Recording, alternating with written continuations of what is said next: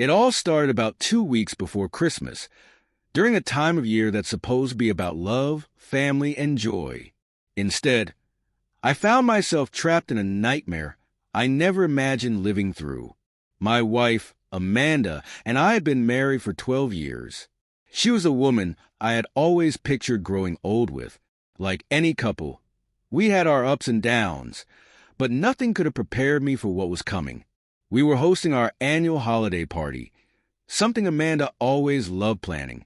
She had spent days preparing, choosing decorations, organizing food, curating the perfect playlist, and of course, picking out her outfit. When she finally walked into the living room that evening in a sleek red dress that fit her perfectly, I couldn't help but feel proud. Amanda looked stunning, and having her on my arm felt like a privilege. But as the party unfolded, something felt different. Amanda seemed distracted. Every time I looked for her, she was somewhere else, laughing or chatting with her colleagues. One colleague, in particular, caught my attention, Mike, her boss. Mike was everything I wasn't: tall, overconfident, and radiating arrogance. He had a charm that screamed, "I always get what I want." I'd always thought he was a bit too friendly with Amanda, but I trusted her completely. Yet, that night, their interactions felt too close, too personal. I couldn't ignore the way she leaned toward him when they spoke, or how her hand lingered on his arm. My gut churned, but I tried to brush it off. She loves you, I told myself.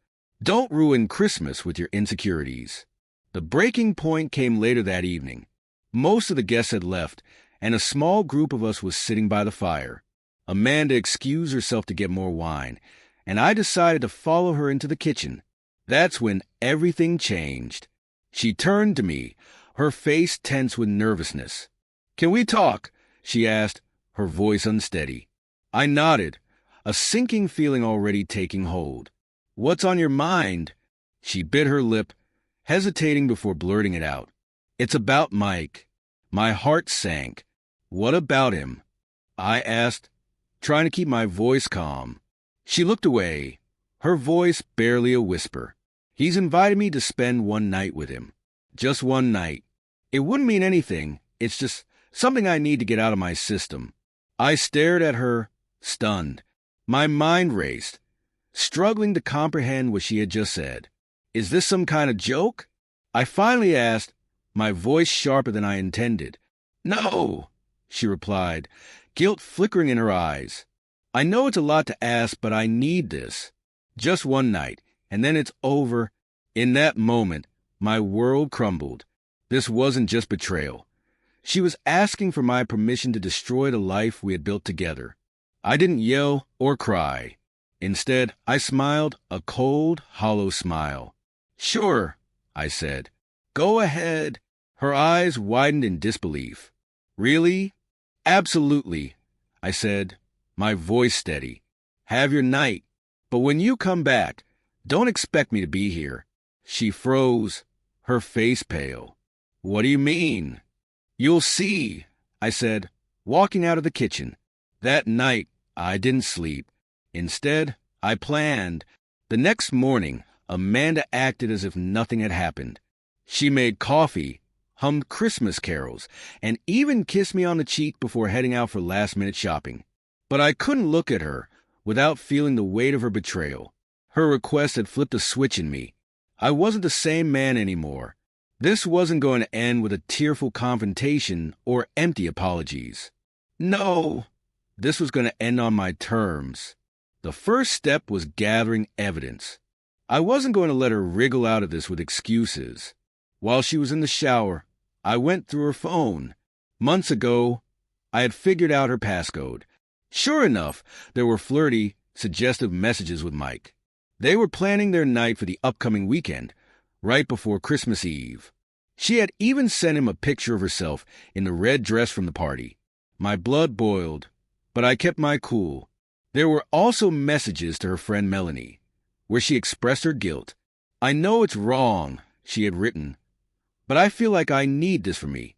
Mike understands me in a way Chris doesn't anymore.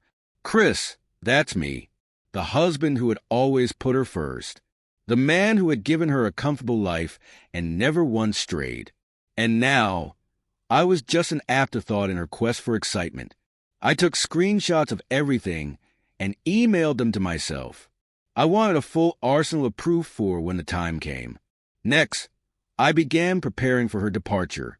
While Amanda was out shopping or meeting friends, I went to work. I cleaned out our joint accounts, leaving just enough for her to get by. The rest went into a separate account in my name. I contacted my lawyer to start drafting divorce papers. Then, I started packing her things. Every piece of clothing, every shoe, every trinket she loved. I boxed them up and stacked them neatly by the front door. If Amanda wanted to throw our marriage away, she could take the rest of her life with her when she left. By Friday evening, everything was ready. She was giddy, acting like a teenager sneaking out for a forbidden date. She wore a sleek black cocktail dress I had never seen before, styled her hair in soft waves, and spritzed on the same perfume she'd worn on our wedding day. The irony hit me like a punch in the gut. "I'll be back late," she said casually, grabbing her coat. "Don't wait up." "Oh, I won't," I replied, forcing a smile. "Have fun." She hesitated, her eyes scanning my face as if sensing something was off. But she shrugged it off and walked out the door. The moment the door clicked shut behind her, I sprang into action. Grabbing the trash bags I had prepared earlier, I headed straight for the kitchen. Every photo of us as a couple, every memory we'd shared, went into those bags. It felt cathartic, like purging the remnants of a life that no longer existed. Then I set up the final piece of my plan. On the dining room table, I arranged the divorce papers neatly, alongside printed screenshots of her messages with Mike. At the center of it all, I placed her wedding ring, the one I'd taken from her jewelry box earlier that day. Once everything was in place, I went upstairs to wait. I wanted to see her face when she came home and realized what she had destroyed. I spent the night pacing the bedroom like a man waiting for a storm to hit. My phone was on silent, but I checked it obsessively. No calls, no texts. She didn't even bother to cover her tracks anymore. Why would she? She thought she'd come home to nothing more than an awkward conversation and my eventual forgiveness. Wrong around 1 a.m., I heard her car pulling into the driveway. My heart raced. Not with excitement, but with a simmering rage that felt alive inside me. I didn't rush to greet her. Instead, I stayed upstairs, listening to the sharp click of her heels on the hardwood floor as she entered the house. Then, silence. I could almost feel her confusion as she noticed the packed boxes by the door. "Chris," she called, her voice hesitant. I didn't answer. Instead, I waited, knowing she would eventually find her way to the dining room. A few seconds later, her footsteps echoed as she walked in. I imagined her standing there, taking in the sight of the papers, the screenshots, and the ring. I didn't have to imagine her reaction for long. "Chris," she shouted, panic creeping into her voice. "What is this? What's going on?" I stood up and walked downstairs, taking my time. When I reached the dining room, she was standing there, clutching the divorce papers in one hand and the screenshots in the other. Her face was pale, her eyes wide with shock. "What is this?" she demanded again, her voice trembling. I crossed my arms and leaned against the doorway. "It's exactly what it looks like," I said coldly. "You can't be serious," she sputtered, waving the papers. "You're throwing everything away over one night?" I let out a bitter laugh. "You threw everything away, Amanda. Not me. I'm just making it official." She opened her mouth to argue, but I raised a hand to silence her. "I know about Mike.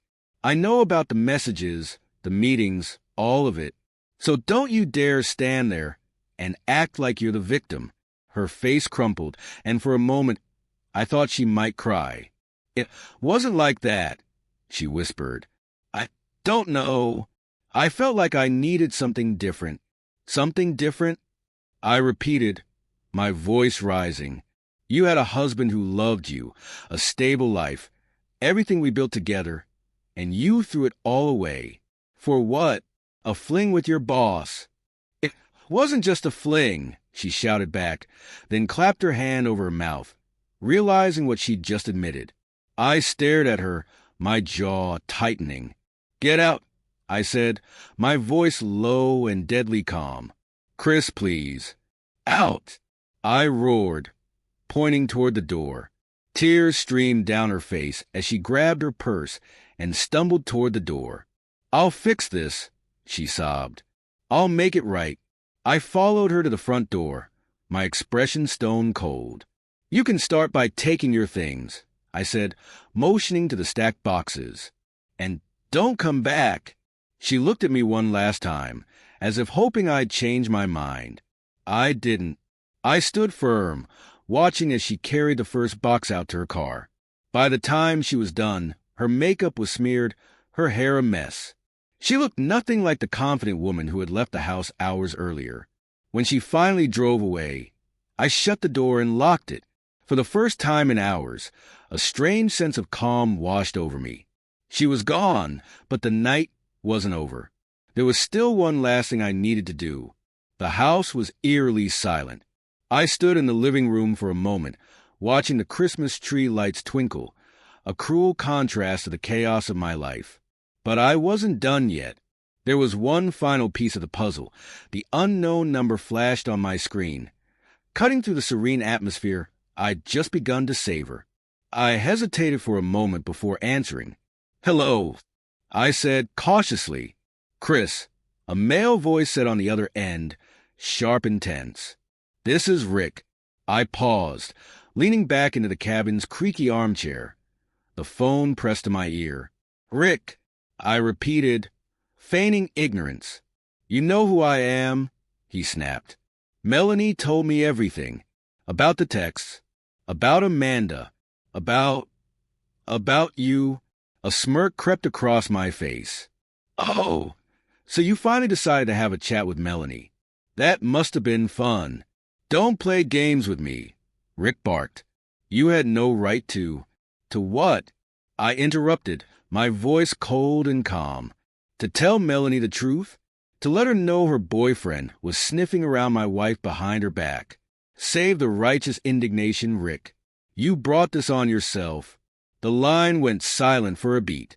When Rick spoke again, his voice was quieter but no less venomous. You ruined everything. No, Rick, I said, leaning forward now, my tone cutting. You ruined everything. I just pulled back the curtain. Rick stammered something unintelligible before hanging up abruptly. I set my phone down, shaking my head. Another piece of Amanda's toxic circle dismantled, and it felt satisfying. I poured myself another glass of wine and stepped outside onto the cabin's small porch. The cold mountain air bit at my skin, but the view was worth it. Snow-covered pines stretched out endlessly, their peaks shimmering under the moonlight. For the first time in weeks, I felt like I could finally breathe.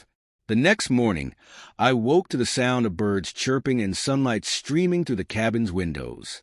After a quick breakfast, I decided to go for a hike, letting the crisp air and the rhythmic crunch of snow underfoot clear my mind.